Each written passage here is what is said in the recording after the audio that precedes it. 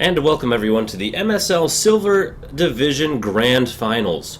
We are here currently to see a matchup between the pink Protoss player in the bottom left-hand corner, Glenn. Check that out. Glenn here in the bottom left-hand corner of Neoplanet S, the map with no direct counter or attack paths, which means you have to go around in one way or the other, which means it's really easy to miss your opponent if they're also attacking on the other lane, which means this map is one you're pretty likely to see base races on. The opponent in the top right-hand corner of the map is the one that's been doing quite well in the series, the green Zerg player, Bean. Look at that. A giant thing came out of that little tiny thing. Nowhere else does that seem as weird as it does with Overlords and Ultralisks. It seems ridiculous. But hey, it's the Starcraft universe. They do what they want. So we have a really early scout here out of Glenn. You define early by generally any time before gateway. Pretty much that's kind of how it works. Chrono boosting all the probes out, throwing down that gateway on 13. Easy peasy, super standard. He's going to have, it looks like a 14 pool or 14 hatch, then probably pool, although he could go gas pool, as that's something he's been doing a little bit lately. Let's see what exactly does. Glenn here doing a good job getting a scout done. You can see the little green arrow. That means he's shift queued his movement, so he's not actually controlling it until it gets to the end. It should just stay there. Look, hit the end of the shift queue, and it looks like out of being he's going to drone up. Interesting. So generally when you do 14 hatch, you build one more drone, and then you do a 14 pool, and then the pool finishes at the same time as the hatchery, and then you can build two queens at the exact same time. Right now the pool's going to be delayed though, so that means all unit producing structures and everything will be delayed out of being. Is he going to go for a triple hatch? Is he going for triple hatch before pool? Gutsy. Will he do it? There is a pylon down here at front. The scouting overlord is now there, and there's writing on here. Oh my goodness, it says Planet S. I'm going to be searching this whole map for the word Neo. Is it here? Ah, fail. He's going to go 3 hatch before pool. Okay, so he's deciding, in fact, that his opponent would be more likely to go with a Forge Fast, but it wasn't a Forge Fast. Instead, it was a Gateway first, Gateway Cybercore before wall, and I feel like Glenn has a huge window where he could just be super, super aggressive. He needs to go and double check to make sure this is here, but when he was there, he didn't see a pool down early at all. Does he even? Yeah. Last time he checked, there wasn't any pool. Notice that Zerg players can't build anything other than drones until they get their spawning pool done. So spawning pool timings are a really big deal. I like the Overlord placement here. It'll let you see when that is done, and I feel like if he went and attacked with this one Zealot right now, okay, maybe not now, but if he'd done that here just a moment ago, he'd have put some serious pain on Bean. That's right, the green bean, not to be confused with any other color of bean. For instance, lima beans are not technically green, but they're still not very tasty. Same with kidney beans. I'm not really a big fan. Lima beans, by the way, I feel like have this bizarre ability to be crunchy and like brittle, but somehow really soggy at the same time. They're quite distasteful in my opinion. Second only to a couple of the other things I hate. Brussels sprouts, in my opinion, are the epitome of evil. They're spawn of Satan. They taste like death. So if you've never tried one, tell them that someone on the internet told you that it tasted like death and that you weren't supposed to eat it. The only 2 times I've been fed them, both times I refused to eat them for as long as I could, and then the mother that was present, that had prepared them, saw that everyone was complaining, or in my case, just avoiding touching them until later. And both times the mothers took a bite and said, no one has to eat these, and threw them away. So it's not just me. So good job keeping that Overlord alive for now. I think it will eventually go down, but I think lots of APM has gone into doing that. Yeah. Being save it. No. Is he going to do it? Can you not see it anymore? Okay.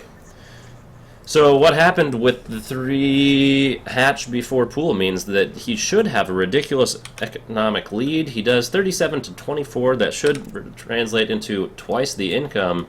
Check that out. Part of that's also because 6 workers are in gas and not on minerals. So literally twice as many workers on minerals, which means super awesome income.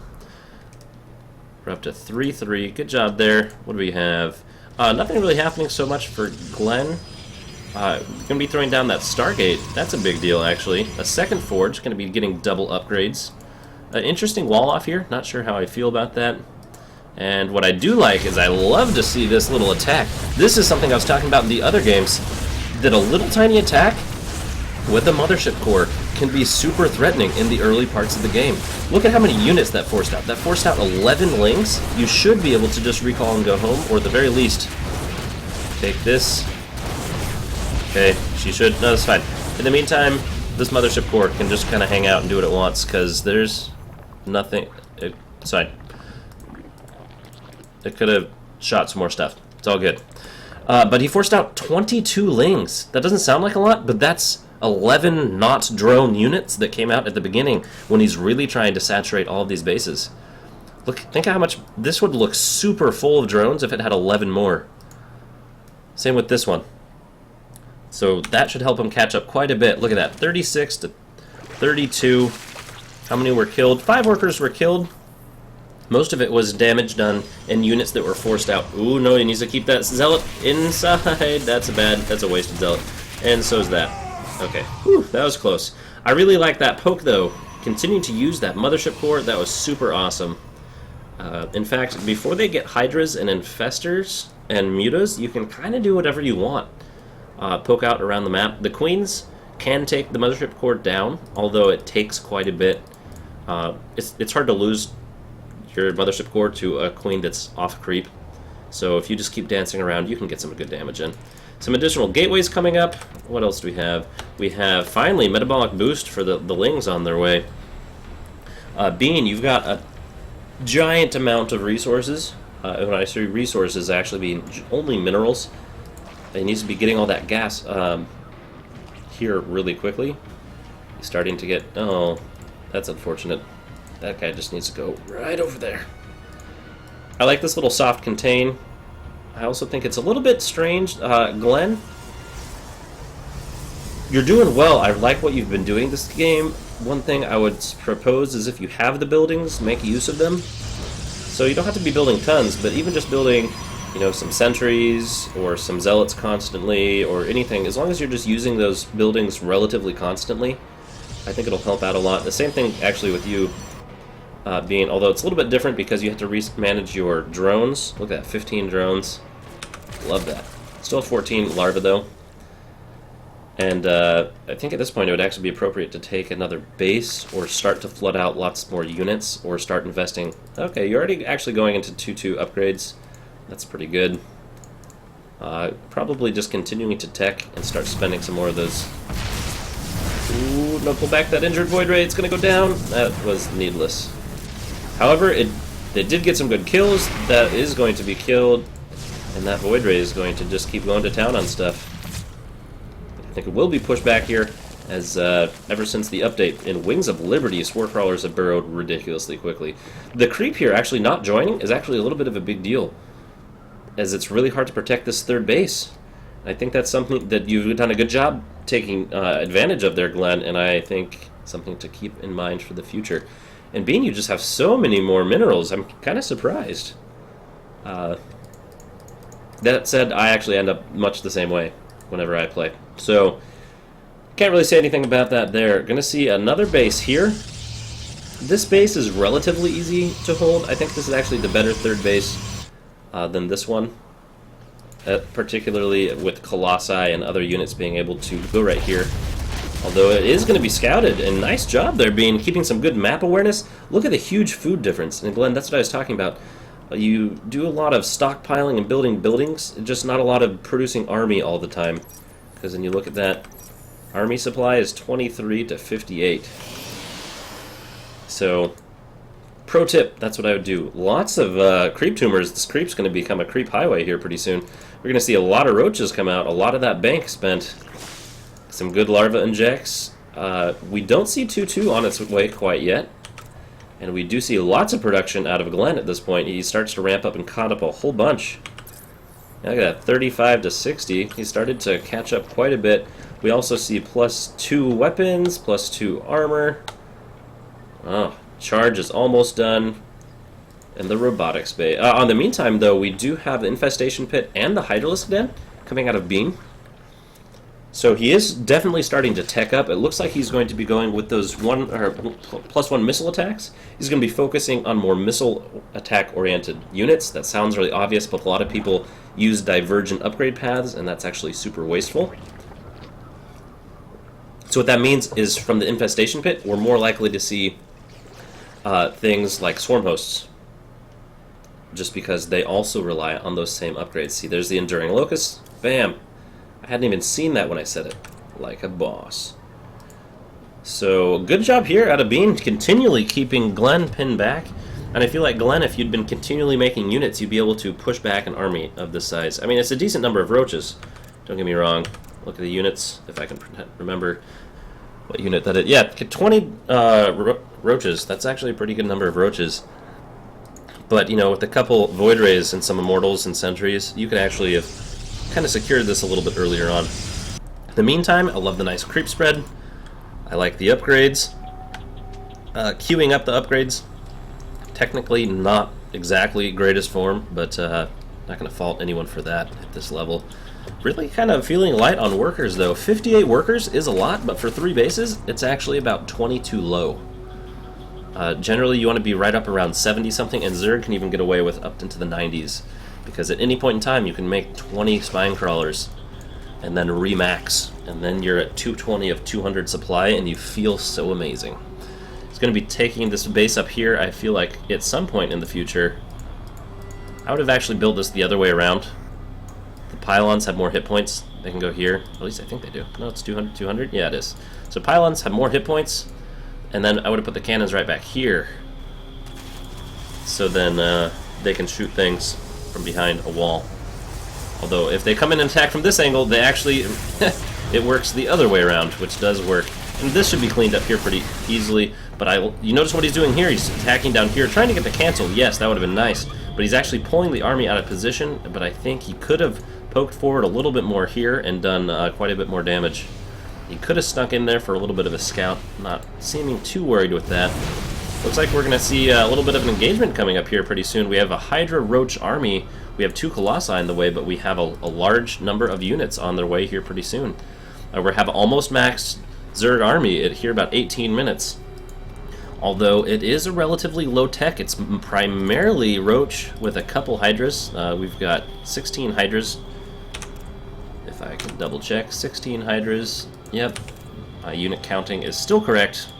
Love it. Remember, we also have a Mothership Core, which we should be able to use for Photon Overcharge if the engagement takes place anywhere near any of these bases. And then also, there's a pretty decent number of sentries here, actually. There's 6 sentries, and at full energy, that's 4... not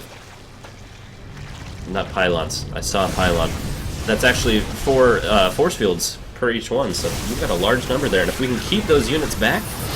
Ooh, okay. That buys some time. You could have actually sectioned off part of the army and then incinerated it. That's usually the sweet thing to do, but that was totally good. I like how there was a line of force fields with no holes in them for units to slip by, which is generally the problem. Looks like Bean's going to be taking another base. He's still really low on the worker count, actually. Bean, a little bit remiss in that department. It looks like these cannons are going to be probably taken down very quickly. But there's Hydras in the front, and so they'll keep all the Roaches behind, which means the Hydras might actually die. Oh, no, he's going to actually... He's going to focus fire down those rocks. I think he's probably just going to walk right past, not even worrying about the fact that a Roach or 2 is going to die. But that should give him enough time to get this army in position. We have a big engagement here coming up. It looks like he's going to want to hold this base. Should throw down the Photon Overcharge if he can spare that time. Good force fields. Good force fields, keeping some of that army there, incinerating a lot of it as it tries to get us away. And the Colossi popping all those force fields. Excellent move there. Good engagement. We're going to see Bean remaxing on 25 roaches. But it looks like Glenn is just continuing to go for those higher tech, a little bit meatier units, although he is mining off of only 2 mineral patches, so he's going to need to start looking for another base here in a little while. We do have a warp in back here, though, and it looks like some of those zealots getting a decent amount of damage, pulling that army around. Sorry, I missed the initial warp in, where exactly and how exactly that happened, but there it is. Does he not even know that's there? Oh my goodness. If you ever find Protoss units in your base that are gateway units, you know, well, if you find them in the base, that either means you have a hidden production structure, or a pylon, or a warp prism. Warp prisms are amazing. They should be used more frequently. I actually really like this placement of these cannons here, keeping that creep thread from being spread, and these Colossi from the high ground are going to do a lot of damage. They have +3 weapons, 21 damage. They have extended thermal lamps. Lamps, yes. I guess that could kind of work. We have a couple of mortals here not joined to the rest of the army. We also have, I like this pylon here. It gives a little bit of spotting for the back. There you go. Putting that as a wall, that helps keep those cannons alive longer. Helps delay that army even longer, which is really what static defenses are all about. We have an observer, going to push back some of this creep. I'm really surprised we haven't seen any of those swarm hosts. Upgrades were reached, you have lots and lots of money, you lost a whole bunch of supply in roaches, and I'd love to see you fighting with swarm hosts instead of with roaches. Decent force fields. They are going to be a little bit frustrating. There was no abduct on any of the Colossi, though, and I think that's a big deal. There's also no blinding cloud, nothing like that, and it looks like a couple of mortals will go down, but a huge loss of units. Look at that, all of those things. Ooh. Barbecue Zerg. Brilliant. The time work there was great. The force fields were decent, and that is a huge loss. 37 roaches in production, but look at the resources lost. Look how cost efficient Glenn is being with this high-tech Protoss army. He needs to turn some of these additional gateways into warp gates. He's going to be taking that extra base. This is actually a really difficult way to call it. Colossi are relatively slow. It's going to be really hard to come and defend this base. I almost would prefer to see this base be taken, and then you could posture in this, and I would actually probably wall off. But it's actually really just hard to take more than 4 bases on this map. Anyone will tell you that. There's going to be a reaction of the army. Look at the giant War of the Worlds Deathwalkers. 5 Colossi. 6 Colossi. So roaches, they're great. They're very easy to remax on. They're actually very tempting to remax on because you can get so many of them out so quick. Were there Dark Templar? Did I miss that? Yes, it appears there were Dark Templar, and I'm terrible. But I'm not going to go back and watch it because I'm just kind of a jerk. Going to be rebuilding. That hive actually going down is actually a really big deal. We're going to have this turning into a lair. This is also protected. That was a great job. I'm really surprised this hasn't been cleaned up. Once again, if you keep having stuff in your base for no explained reason, check. You might have a warp prism or a Nidus network or some medevacs. I'm also surprised that Glenn's totally fine with this kind of hanging out right there. But it's all good. Throwing down these defensive cannons is a good move. I think it would pay to keep moving forward. Keep watching this. It's a little pink dot on the screen. It's hard to pay attention to. Both players have a pretty decent economy still. There have been some losses, 51 workers to 67. Glenn has enjoyed a worker lead for quite some time, and he is now slowly starting to add on all those units. And ironically, it's actually been this whole time gateway units. Usually what happens is the beginning of the game you have gateway units and you add on robo-bay units to make your army stronger, and it feels like Glenn generally prefers to do that the other way around. You go for your robo-bay and Stargate units and then add gateway units at the end. So a little bit different, but it's clearly working out for him here. It looks like we do have some zealots here. Going to be taking down this hatchery again. That's quite painful. I want to see these buildings die because they don't have creep. That's always been my goal, to see the dirt kill a spawning pool. And does he see it? Did he see it? I don't think he sees it. Ooh, and a spire. This could actually be really dangerous as well. When I say dangerous, I mean the spire's in a dangerous location. The creep could recede, and that could be really, really bad. It's just, if you've been getting attacked recently here, I would move most of your tech buildings to another location, as you know that they're probably a little bit more secure here. We have a couple lings just kind of hanging around. We have some locusts finally making their way out onto the map. The swarm hosts here. And oh my goodness. We have 2 spires. It's probably for double upgrades or for being really annoying. And the queens! The queens got way out of position. They were on move and finally made their way across. They did get enough creep there to kind of help out here. But remember... Oh no! Swarm hosts getting stuck at the front, not getting burrowed. All those roaches are going to go down so fast. And these locusts weren't told to go anywhere. The creep highway will allow these swarm hosts to get back, but look, it's 196 supply to 140. Workers killed, units killed, army supply. Everything is going in Glenn's favor at this point in time, and he's showing that he has also been pretty good at Starcraft before. It looks like we have a whole bunch of Dark Templar. That's a huge number. A whole bunch of Overseers being morphed, but I think at this point there's almost nothing that he can do. He is remaxing on lots of Hydras. Hydras are excellent, but the problem is that Hydras get roasted alive by Colossi. That's the real problem here. Oh no, this is looking like it's going quite terribly for Bean, and it looks like Glenn, once again, like I was saying, when these players first met in the Winners Bracket Finals, Glenn took Bean down 3-1, I do believe. Bean then went down to the Losers Bracket, made his way through, and has since been doing quite well, as he's clearly up 3 now to 1. So we're going to see how this last game goes, see how things go. But anyway, excellent game. Love to see the different play. Love to see the harassment pulling these other, pulling the forces back, doing consistent damage. And I also really love the pokes at the very beginning with the Stalker and the Mothership Core, really hampering the economy of Bean, and I think that's actually what really won it for you, was forcing out so many units that were not drones. And they never really recovered, as he never, I don't think I ever saw Bean's economy be more than, mid-50s of drones, and that's not where people want to be. So anyway, excellent games, and we'll be back here with game number 5 in just a minute.